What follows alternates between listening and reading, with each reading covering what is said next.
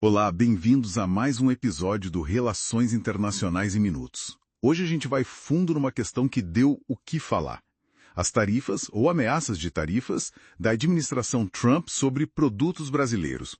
A desculpa oficial, digamos assim, foi desalinhamento comercial. Mas o material que a gente analisou sugere que o buraco é bem mais embaixo, né? Exatamente. O que as fontes mostram é um cenário bem mais complexo, com várias camadas. Tem geopolítica, tem diplomacia, ou a falta dela, tem política interna americana, até valores culturais entram na história. É tipo um quebra-cabeça, sabe? Com peças em Washington, Pequim, Teherã, Moscou e, claro, Brasília. Interessante essa visão de quebra-cabeça. Bom, vamos começar então pela peça principal, talvez. As tarifas em si.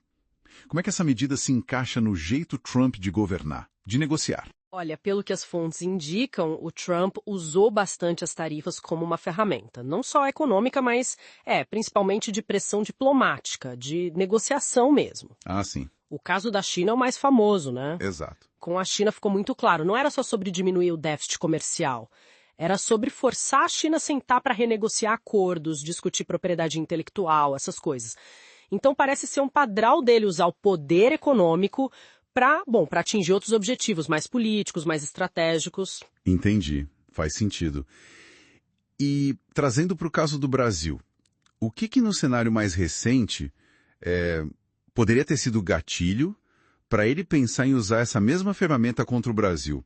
As fontes falam muito da mudança na política externa brasileira, né? Como foi visto lá nos Estados Unidos. Sim, isso é um ponto central na análise. Desde que o presidente Lula assumiu, a percepção em Washington, segundo o material, é de um certo redirecionamento do Brasil no cenário global. Redirecionamento em que sentido? No sentido de uma aproximação mais visível com países que os Estados Unidos veem como adversários ou concorrentes geopolíticos. A China, claro, com visitas, acordos. Certo. A Rússia, com declarações sobre a guerra na Ucrânia que foram interpretadas lá como, digamos, não alinhadas à posição ocidental. E até uma aproximação com o Irã, em termos diplomáticos e de discurso. Então não é só a política externa mais ampla, mas a comunicação direta, a retórica. Isso também pesou. Pesou e muito pelo que as fontes sugerem. As falas do presidente Lula chamando Trump de fascista, por exemplo, tanto durante a campanha americana quanto depois, isso não passou despercebido. Imagino que vão. Para um líder como Trump, que parece valorizar muito a relação pessoal, o respeito, a negociação direta, esse tipo de declaração cria um ruído enorme, um atrito. Simbolicamente, é como se o Brasil estivesse se colocando do outro lado, entende? Quase como um antagonista na visão que se formou em Washington. E essa coisa da relação pessoal e dos valores me puxa para outro ponto interessante que a análise trouxe. A defesa que o Trump fez da liberdade de expressão no Brasil. Onde isso se encaixa? Parece meio fora do eixo econômico, né? Parece, mas não está tão fora assim. Essa defesa pública da liberdade de expressão, de acordo com as fontes, se conecta diretamente com preocupações lá nos Estados Unidos. Preocupações sobre como algumas decisões judiciais aqui no Brasil poderiam estar afetando cidadãos americanos e principalmente empresas americanas.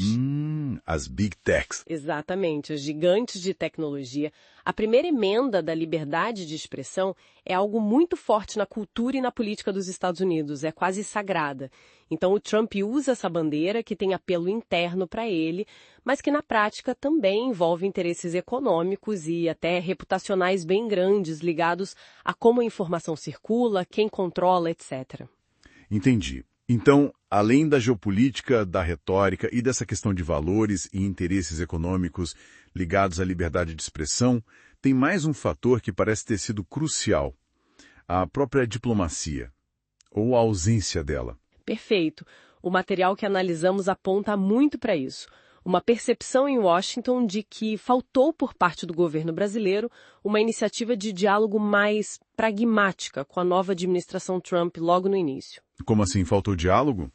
No sentido de que alguns sinais vindos de Brasília foram interpretados lá como um certo distanciamento, talvez até um desprezo pela gestão que entrava. E um alinhamento claro com o partido de oposição nos Estados Unidos.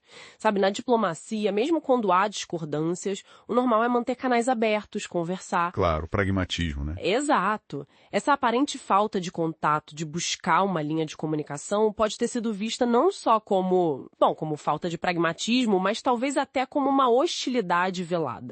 E aí, na lógica deles, isso poderia justificar uma resposta mais dura, inclusive na área econômica, como as tarifas. E é curioso notar que, enquanto isso acontecia com o Brasil, a Argentina, com o Milei, fazia justamente o movimento contrário, né? As fontes usam isso como um contraste. Sim, é um contraponto bem interessante que o material destaca. Na mesma época em que se falava de tarifas para o Brasil, o presidente argentino, o Milei, não só buscava um alinhamento muito claro e vocal com os Estados Unidos, como também anunciava medidas concretas para agradar, tipo redução de impostos para produtos americanos, eletrônicos e tal. Foi uma estratégia muito deliberada. Usar diplomacia, usar gestos econômicos para buscar benefícios, para tentar se inserir melhor internacionalmente, mesmo vindo de uma situação econômica bem complicada. Mostra abordagens diferentes com resultados diferentes, né? Exatamente, mostra que a forma como você conduz a diplomacia, mesmo com poucos recursos, pode fazer diferença. Ok, então, juntando tudo isso que a gente conversou, a geopolítica, a retórica, a liberdade de expressão como um ponto sensível, a falta de diálogo diplomático e esse contraste com a Argentina. Qual é a imagem final que fica?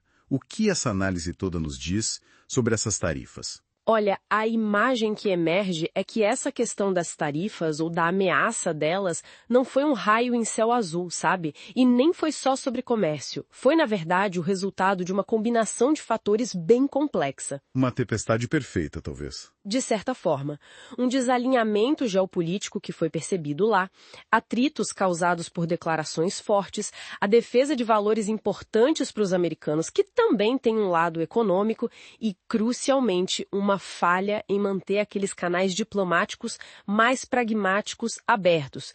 Tudo isso temperado pelo estilo muito particular de negociar do Trump. Faz todo sentido. A grande lição que parece sair dessa análise, então, é que, talvez uma política externa muito baseada em ideologia, sem aquele jogo de cintura diplomático, pode acabar custando caro, né? Em termos bem concretos.